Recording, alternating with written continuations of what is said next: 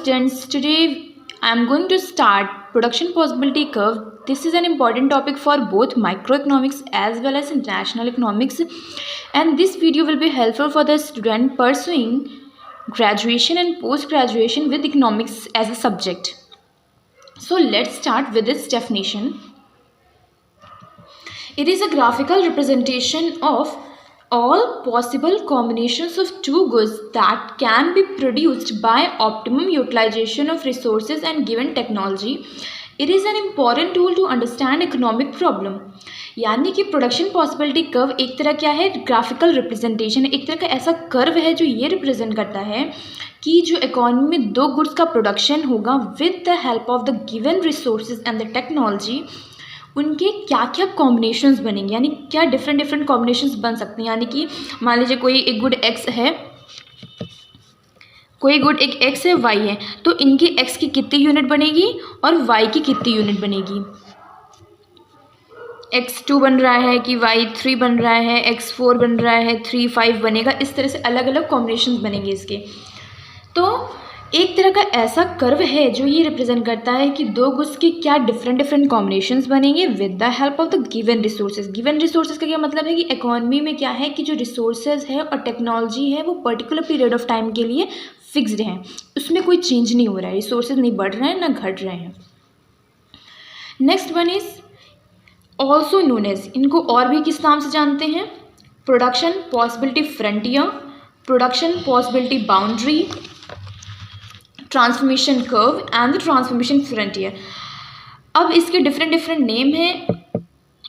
अब हम ये देखेंगे कि ट्रांसफॉर्मेशन कर्व को ट्रांसफॉर्मेशन कर्व क्यों कहते हैं। बाकी ये तो एज अ नाम से ही पता चल रहा है कि ट्रांसफॉर्मेशन फ्रंटियर क्यों है। अगर हम कर्व को पढ़ लेंगे तो फ्रंटियर को अपने आप समझ जाएंगे। और यहाँ जो है प्रोडक्शन पॉसिबिलिटी फ्रंटियर का मतलब है कि किन बाउंड्रीज़ में, किन लिमिटेशंस में रह करके इकोनॉमी में इस तरह से प्रोडक्शन किया जाए कि वो मैक्सिमम आउटपुट दे। ओके यानी कि वो लिमिटेशंस क्या है, रिसोर्सेज फिक्स्ड है, लिमिटेशंस क्या है, टेक्नोलॉजी फिक्स्ड है। तो इनकी हेल्प से जो गुड्स का प्रोडक्शन होगा उससे कितना मैक्सिमम आप आउटपुट प्रोड्यूस कर सकते हो, इसी का मतलब है प्रोडक्शन पॉसिबिलिटी फ्रंटियर। अब हम क्या पढ़ेंगे, ट्रांसफॉर्मेशन कर्व क्या होता है। PPC also called transformation curve because in moving from one point to another on PPC, one good transformed into another not physically but by transferring resources from one use to another। इसका क्या मतलब हुआ, मान लीजिए एक कोई good था जिसका प्रोडक्शन हो रहा था, मान लीजिए हम वीट का प्रोडक्शन कर रहे थे। अब वीट को हमने ट्रांसफॉर्म करके, यानी उसका जो स्ट्रक्चर था, उसका जो फॉर्म था, उसको चेंज करके राइस में कर दिया, ठीक है। अब लेकिन जो ये कन्वर्ट हुआ है राइस में, ये डायरेक्टली तो नहीं कर दिया हमने कि वीट को तुरंत उठा के राइस में की फॉर्म में कन्वर्ट कर दिया, बल्कि जो रिसोर्सेज लगे हुए थे वीट में, क्या रिसोर्सेज थे, वीट में आपने लैंड लगाई होगी, वीट के लिए आपने कुछ लेबर्स रखे होंगे, वीट को प्रोडक्शन करने के लिए आपने कुछ मशीन्स का यूज़ किया होगा। तो वो जो इन सब में लगे हुए थे, वीट में जो लगे हुए थे, अब आप क्या करिए उसमें से कुछ रिसोर्सेज को, यानी कुछ लैंड्स को, कुछ लेबर्स को, कुछ नेचुरल रिसोर्सेज को, नेचुरल रिसोर्सेज मतलब वही लैंड हो गई, इसको जब आप राइस में डाल दोगे, राइस के प्रोडक्शन में डाल दोगे, तो क्या हो जाएगा, वो उसका फॉर्म, जो उसका जो फिजिकल अपीयरेंस है वो चेंज हो जाएगा। अब वो राइस बन जाएगा, क्यों, क्योंकि अब हम राइस का प्रोडक्शन कर रहे हैं। समझ गए आप कि पीपीसी को ट्रांसफॉर्मेशन कर्व इसलिए कहते हैं क्योंकि हम एक गुड को कन्वर्ट करके दूसरे में बना रहे हैं। किसके वजह से, क्योंकि हमने जो रिसोर्सेज है वीट की वो कन्वर्ट करके राइस में डाल दिए, ठीक है। जैसे यहाँ लिखा हुआ है, due to withdraw some resources क्या, लैंड, लेबर, मशीनरीज, ये उठा करके हमने राइस में डाल दी, तो from wheat to rice production. Simple. Transformation curve एक ऐसा कर्व है, इसको पीपीसी को ट्रांसफॉर्मेशन कर्व भी कहते हैं। क्यों, क्योंकि हमने इसका जो फॉर्म था, जो उसका स्ट्रक्चर था, हमने कन्वर्ट कर दिया, किसकी मदद से, जो रिसोर्सेज हमने वीट के प्रोडक्शन में लगाए थे। सिंपल। ओके अब हम देखेंगे इसके अजम्पशंस क्या क्या होते हैं, ठीक है। अब देखिए अजम्पशंस क्या क्या हैं। First one is amount of resources in an economy fixed, यानी किसी भी इकोनॉमी में रिसोर्सेज क्या हैं, फिक्स्ड हैं। अब हम देखते हैं कि अजम्पशंस क्या क्या हैं। Amount of resources in an economy fixed. अब जब हम रिसोर्सेज की बात कर रहे हैं तो यहाँ पे रिसोर्सेज हैं क्या, रिसोर्सेज वो सभी इनपुट जो कि फाइनल गुड्स की प्रोडक्शन में यूज़ होंगे, जो आप गुड्स बनाओगे, जैसे कि हमने यहाँ पे राइस लिया है और वीट लिया है, तो राइस को बनाने में वो सभी चीज़ें जो लगेंगी, लैंड लगेगा, आपको लेबर्स चाहिए होंगे, आपको कुछ कैपिटल गुड्स, आपको कुछ मशीन्स चाहिए होंगी, तो वो सब क्या है, आपकी रिसोर्सेज है, वो इंटरमीडिएट गुड्स कहलाते हैं। ठीक है, ये क्या है, फिक्स्ड है, सिर्फ 2 गुड्स प्रोड्यूस हो रहे हैं, हमने लिया है राइस और वीट को हम प्रोड्यूस कर रहे हैं। रिसोर्सेज फुल्ली यूटिलाइजेशन है, मान लीजिए एक लेबर 4 घंटे की काम करने की कैपेसिटी रखा है और उस 4 घंटे में वो मैक्सिमम आउटपुट आपको देगा, तो आप उस रिसोर्स को 4 घंटे ही काम पे रखोगे, आप लेबर को 4 घंटे ही काम पे रखोगे। अगर आप उससे ज़्यादा काम कराओगे तो हो सकता है उसकी एफिशिएंसी कम हो जाए और वो उतना आउटपुट आपको ना दे सके। ठीक है, तो सभी रिसोर्सेज अपना जितना बेस्ट दे सकते हैं उन बेस्ट वे में काम कर रहे हैं। ऑल रिसोर्सेज आर एम्प्लॉयड, सभी के सभी रिसोर्सेज क्या हैं, एम्प्लॉयड है, सभी ना सभी को कोई ना कोई काम मिला हुआ है, सब किसी ना किसी प्रोडक्टिव एक्टिविटीज़ में इंगेज्ड है। टेक्नोलॉजी कांस्टेंट है, टेक्नोलॉजी कांस्टेंट मतलब जिस भी प्रोसेस है, जिस भी मैकेनिज्म से आप काम कर रहे हो, वो mechanism particular period of time के लिए कांस्टेंट रहेगा। रिसोर्सेज नॉट इक्वली एफिशिएंट, अब इसका क्या मतलब है, यानी कि हमारे यहाँ के जो लैंड हैं, जो हमारे यहाँ के लेबर है, वो हो सकता है कि इक्वली एफिशिएंट ना हो। अगर उसी लेबर को आप लगाओगे एग्रीकल्चर सेक्टर में तो आपको 100 का आउटपुट देगा, अगर उसी लेबर को आप मैन्युफैक्चरिंग सेक्टर के लगा दोगे तो आपको 200 का आउटपुट देगा। ठीक है, अब हम ये पढ़ेंगे कि प्रोडक्शन पॉसिबिलिटी शेड्यूल क्या होता है, जैसे यहाँ लिखा हुआ है ना प्रोडक्शन पॉसिबिलिटी शेड्यूल। तो ये क्या है, ये यानी एक टेबल है, यानी एक तरह का डेटा जो आपको ये बताएगा कि आप, हमने यहाँ पे राइस लिया है, हमने यहाँ वीट लिया है, तो राइस और वीट के क्या क्या कॉम्बिनेशंस हो सकते हैं, राइस और वीट के क्या क्या कॉम्बिनेशंस बन सकते हैं, इसको हम प्रोडक्शन पॉसिबिलिटी शेड्यूल के थ्रू देखेंगे। हमने यहाँ क्या लिखा है कि लैंड फिक्स्ड है, क्योंकि पीपीसी का पहला अजम्पशन क्या है कि रिसोर्सेज फिक्स्ड है, तो हमने मान लिया कि लैंड फिक्स्ड है। ठीक है, कितनी है, मान लीजिए 5 मिलियन हेक्टेयर है, किसी भी इकॉनमी में पर्टिकुलर पीरियड टाइम के लिए आप मान लीजिए कि 5 ही मिलियन हेक्टेयर्स है। ठीक है, अब उस पर आप राइस कितना ग्रो कर सकते हो, अब आप उस पर वीट कितना ग्रो कर सकते हो, ये दिखा रहा है ये नहीं आप प्रोडक्शन पॉसिबिलिटी शेड्यूल।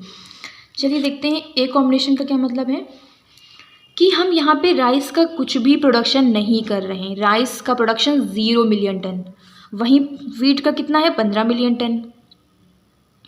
ठीक, यानी कि जो पूरी की पूरी लैंड है जो 5 मिलियन हेक्टेयर की, हमने क्या कर दिया, उसको वीट के प्रोडक्शन में डाल दिया है, हम अभी राइस का प्रोडक्शन कर ही नहीं रहे हैं। ठीक है, अब हम चाहते हैं हम राइस का भी प्रोडक्शन करें, मान लें हम चाह रहे हैं इकॉनमी में कि हमारी इनकम और अर्निंग और बढ़े, तो हम चाह रहे हैं कि राइस का प्रोडक्शन भी बढ़ जाए, तो उसके लिए क्या करेंगे, अब राइस को आप प्रोड्यूस ज़्यादा कैसे करोगे, यानी कि राइस को, लैंड तो फिक्स्ड है, तो अब और प्रोड्यूस करने के लिए क्या करना पड़ेगा, जो रिसोर्सेज वीट के प्रोडक्शन में लगे थे, अब आप उसको कहाँ से लाइए, उसको राइस में ले आइए, वीट से आप राइस में लेके आइए। क्यों, क्योंकि लैंड फिक्स्ड है, अब आपको उसी पे दोनों चीज़ ग्रो करनी है, तो क्या करिए, वीट में लेबर्स लगे होंगे, वीट में लैंड होगी, वीट में कैपिटल गुड्स होंगे, क्या करिए, उसको कुछ राइस में डाल दीजिए, यानी अब आपको राइस भी प्रोड्यूस करना है।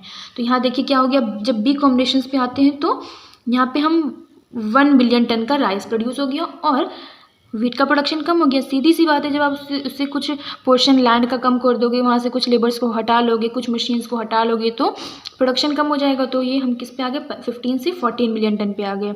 ऐसे ही हम राइस का और प्रोडक्शन करेंगे, यानी 2 मिलियन टन हो गया, यहाँ पे 2 यूनिट कम हो गया। ऐसे करते करते क्या हो रहा है, राइस का प्रोडक्शन बढ़ रहा है और वीट का प्रोडक्शन धीरे धीरे देखिए, या 1 मिलियन टन कम हुआ, या 2 मिलियन टन कम हुआ, या 3 मिलियन, इस तरह से करते करते, क्यों, क्योंकि हमने वीट से रिसोर्सेज विड्रॉ कर लिए थे। ठीक, अब ये देखिए कि एमओसी क्या होती है, आप यहाँ लिखा है ना एमओसी, तो एमओसी की पहले डेफिनेशन समझ लेते हैं, फिर इसको आगे कंटिन्यू करते हैं कि it is the amount of unit sacrificed of a good to gain additional unit of another good. यानी कि हमारे पास अनदर गुड की एग्जांपल में क्या है, हम एडिशनल यूनिट किसकी ले रहे हैं, राइस की। हम चाहते हैं राइस हमको और मिले, हम क्या कर रहे हैं, एडिशनल यूनिट ले रहे हैं ना, 1 यूनिट बढ़ी, 1 यूनिट बढ़ी, 1 यूनिट बढ़ी, तो आपको राइस को और प्रोड्यूस करने के लिए, राइस की एडिशनल यूनिट को प्रोड्यूस करने के लिए कितना वीट को सेक्रीफाइस करना पड़ रहा है ना।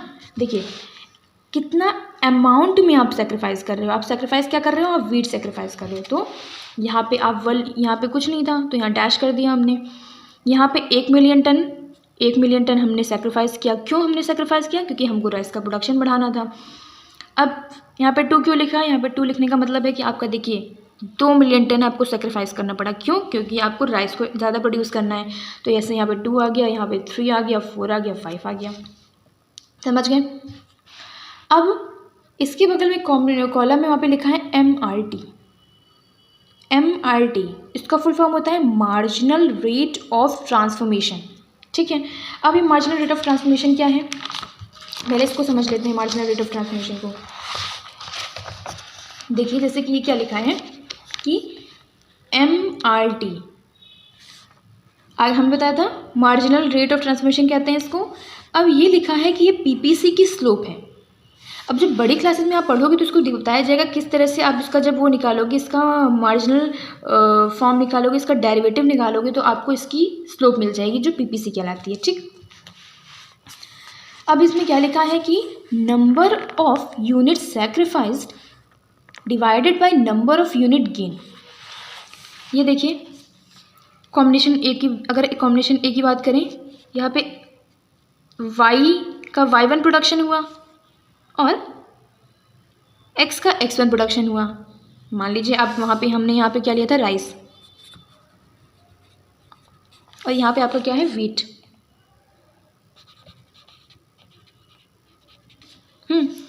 तो अभी हम राइस का इतना प्रोड्यूस कर रहे हैं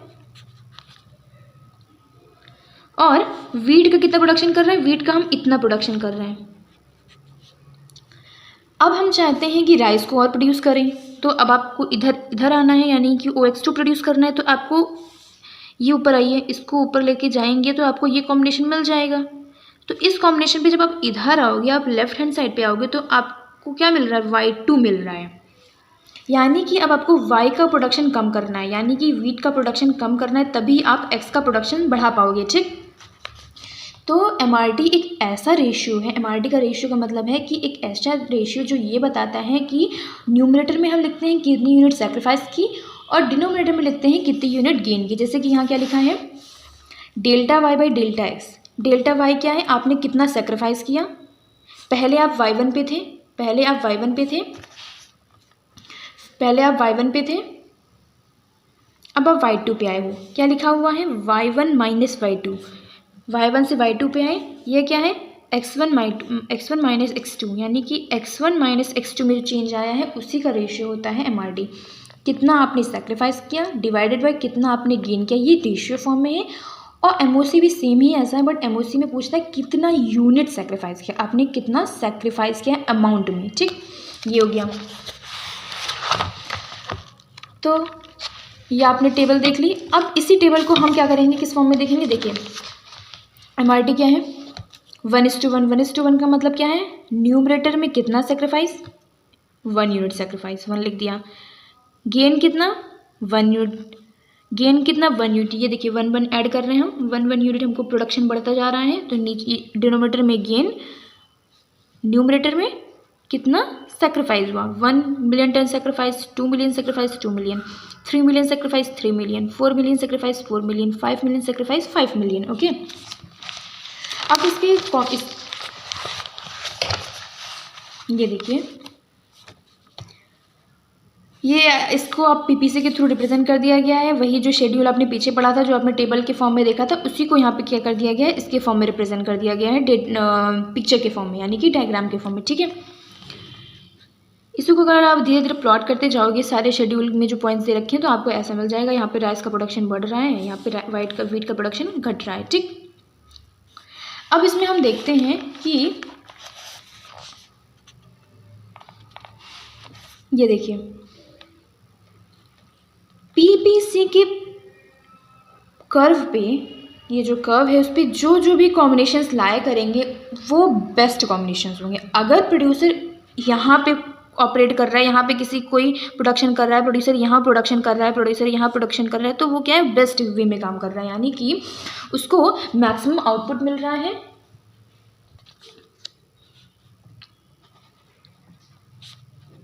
यानी कि उन रिसोर्सेज की हेल्प से वो मैक्सिमम आउटपुट प्रोड्यूस करेगा और फुल यूटिलाइजेशन करेगा रिसोर्सेज का।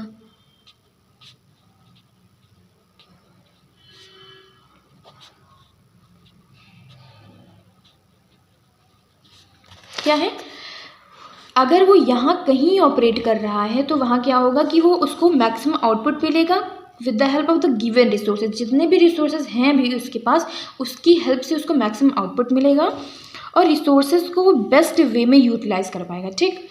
बट अगर किसी वजह से इकॉनमी यहाँ ऑपरेट कर रही है, मान लीजिए प्रोड्यूसर यहाँ प्रोडक्शन कर रहा है, यहाँ पे जो पॉइंट्स बने हुए हैं, तो उस केस में क्या होगा कि वो रिसोर्सेज का अंडर यूटिलाइजेशन कर रहा है। अंडर यूटिलाइजेशन का मतलब कि अगर वो चाहे तो रिसोर्सेज को अपने बेस्ट वे में यूज़ करवा के मैक्सिमम आउटपुट प्रोड्यूस करके वो यहाँ कहीं आ सकता है।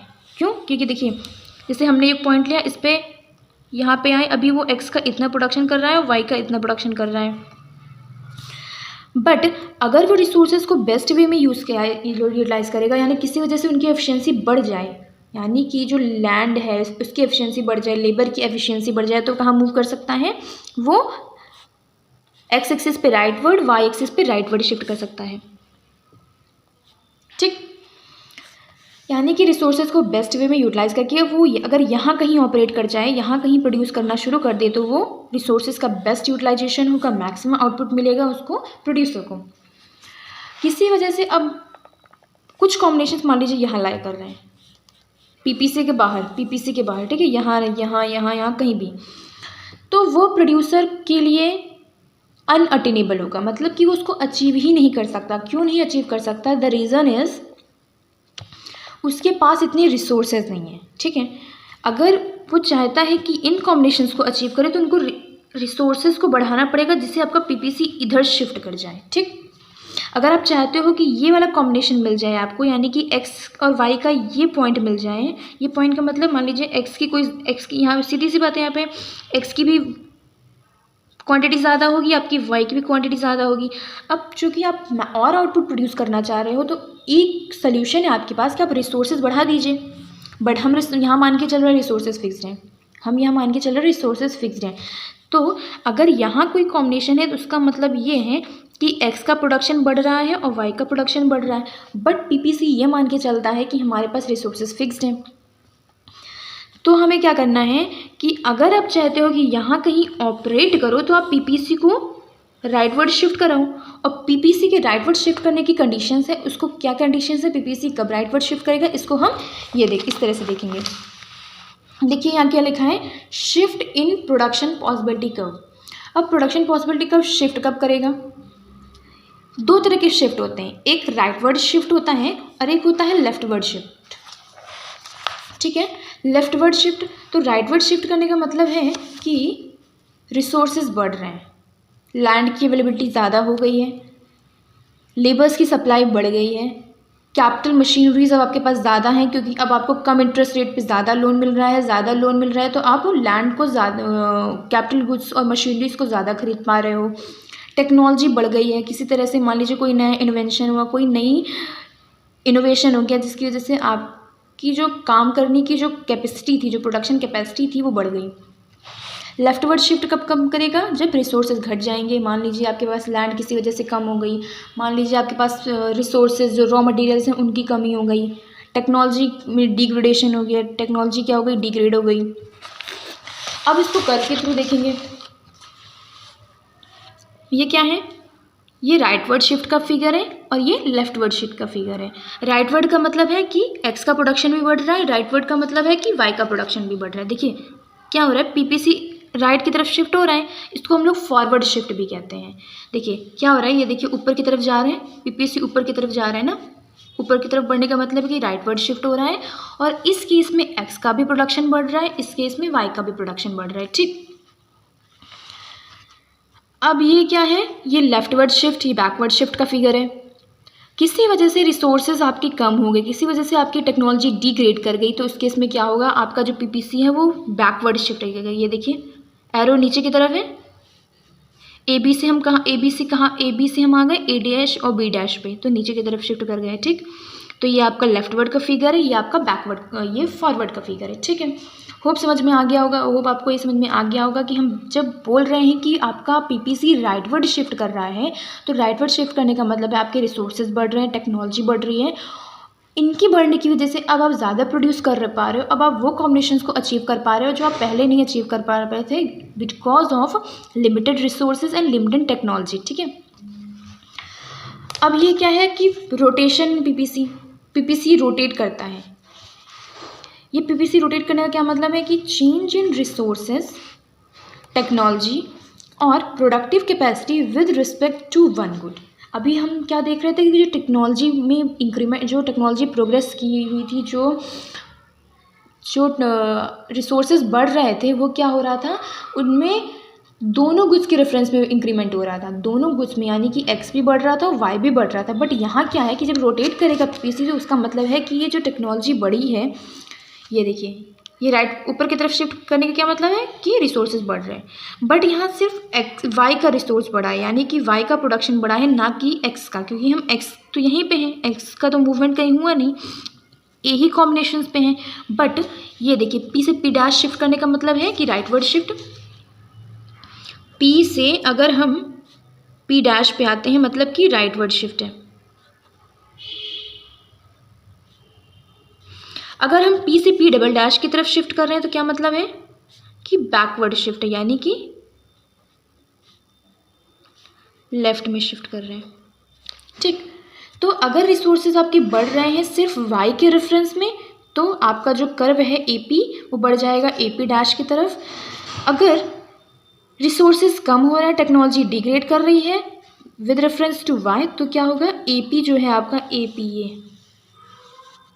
ये नीचे आ जाएगा, नीचे की तरफ शिफ्ट कर जाएगा, यानी कि अब आप एपी से एपी डबल डैश पे शिफ्ट कर गए हो। ठीक, अभी हमने देखा कि रिसोर्स जो थी टेक्नोलॉजी किसके रेफरेंस में बढ़ी थी, वाई के प्रोडक्शन में, इसका प्रोडक्शन बढ़ रहा था। बट मान लीजिए कि जो टेक्नोलॉजी है, जो रिसोर्स हैं, अब वो एक्स के रेफरेंस में बढ़ या घट रहे हैं।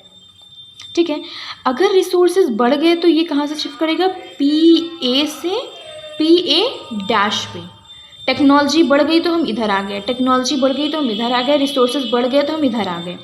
बट किसी वजह से रिसोर्सेज कम पड़ गए, किसी वजह से टेक्नोलॉजी डिग्रेड कर गई तो हम कहाँ शिफ्ट करेंगे, ए पी से कहाँ पे, पी ए डैश, यानी कि हम बैकवर्ड शिफ्ट कर रहे हैं। ठीक, ये आपका पीपीसी हो गया। इसमें कुछ फीचर्स भी हैं कि पीपीसी के फीचर्स में देखिए,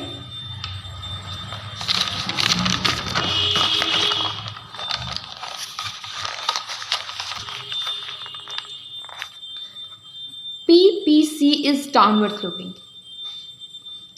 वैसे प्रॉपर्टीज मुझे पहले ही बता देनी थी, बट इसको हम लास्ट में भी समझ लेंगे तो कोई खास प्रॉब्लम नहीं होने वाली। ठीक, पीपीसी डाउनवर्ड स्लोपिंग, इसका क्या मतलब है कि जो आपका पीपीसी है, जो प्रोडक्शन पॉसिबिलिटी कर्व, वो नीचे की तरफ इसका स्लोप है ना, देखिए जो झुक रहा है वो नीचे की तरफ झुक रहा है। और ये अगर आपका पीपीसी डाउनवर्ड स्लोपिंग होने का क्या मतलब है कि वो नीचे की तरफ, अगर आपका पीपीसी अपवर्ड स्लोपिंग होता तो कुछ ऐसा दिखता। अगर आपका पीपीसी अपवर्ड स्लोपिंग, हमने क्या बोला, डाउनवर्ड स्लोपिंग है तो वो ऐसा आ रहा है। अगर पीपीसी अपवर्ड स्लोपिंग होता तो कैसा दिखता आपको, ऐसा दिखता, यानी कि ऊपर की तरफ। तो पीपीसी डाउनवर्ड स्लोपिंग होने का मेन रीज़न ये है कि हमारे पास रिसोर्सेज लिमिटेड है और ये सभी रिसोर्सेज फुल यूटिलाइजेशन पे हैं, यानी कि जितना रिसोर्सेज अपना बेस्ट वे में कॉम्बिनेशंस में बेस्ट आउटपुट दे सकते थे उसमें रिसोर्सेज लगे हुए हैं। सो अब हम अगर चाहते हैं कि एक्स का प्रोडक्शन बढ़ा दें तो हमें वाई की रिसोर्सेज कम करनी पड़ेंगी, रिसोर्सेज फिक्स्ड हैं और सभी का फुल यूटिलाइजेशन हो रहा है ना। तो मोर ऑफ, जैसे लिखा हुआ है, in order to produce more of one we have to sacrifice few units of other. अगर आप चाहते हो कि एक्स का प्रोडक्शन बढ़ जाए तो आपको क्या करना पड़ेगा, वाई का प्रोडक्शन कम करना पड़ेगा।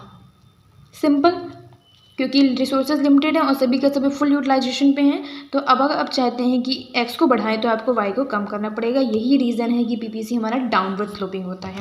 इसकी एक कैरेक्टरिस्टिक्स और होती है कि पीपीसी कॉन्केव शेप होता है।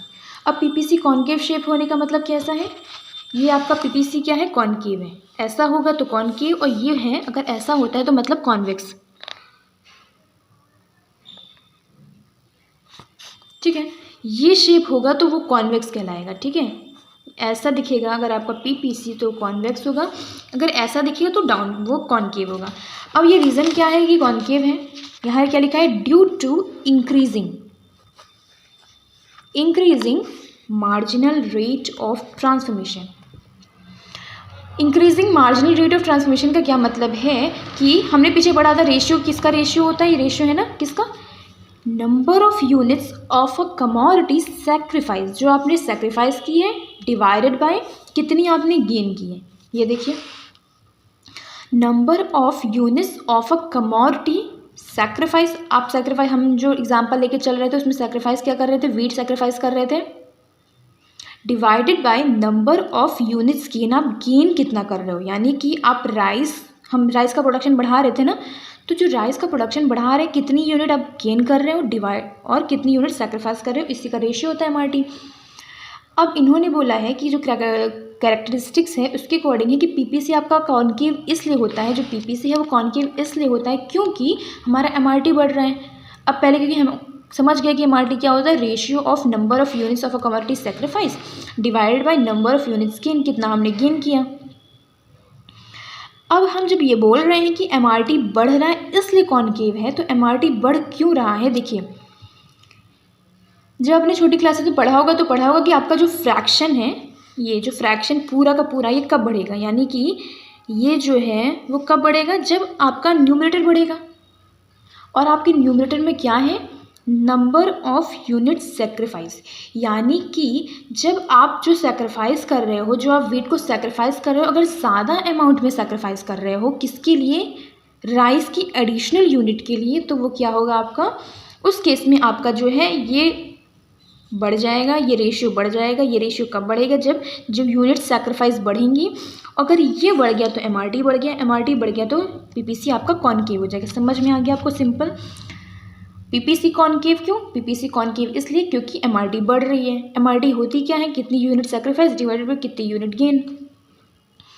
अब जैसे कि फ्रैक्शन कब बढ़ेगा, ये फ्रैक्शन बढ़ेगा तभी तो एमआरटी बढ़ेगा ना, ये देखिए ये फ्रैक्शन बढ़ेगा तभी एमआरटी बढ़ेगा। और फ्रैक्शन कब बढ़ेगा, फ्रैक्शन तब बढ़ेगा जब कितनी यूनिट आप सेक्रीफाइस कर रहे हो उसकी अमाउंट बढ़ जाएगी, उसी का रेशियो होता है। देखिए जैसे कि हम शेड्यूल के थ्रू देखें क्या हो रहा था, यहाँ पे 1 2 3 4 5 धीरे धीरे बढ़ रहा है ना, जो आप सेक्रीफाइस कर रहे हो, जो 1 million ton, 2 million ton, 3 million ton, 4 million ton, 5 million ton, जैसे जैसे आपका बढ़ रहा है तो क्या हो रहा है कि यूनिट्स बढ़ रही है ना, आप वीट को ज़्यादा सेक्रीफाइस कर रहे हो। अब वीट को ज़्यादा सेक्रीफाइस कर रहे हो तो आपका मार्जिनल रेट ऑफ ट्रांसफॉर्मेशन बढ़ रहा है, और मार्जिनल रेट ऑफ ट्रांसफॉर्मेशन बढ़ने की वजह से क्या हो रहा है कि आपका पीपीसी कॉन्केव है। ठीक, होप ये वीडियो आपको समझ में आया होगा।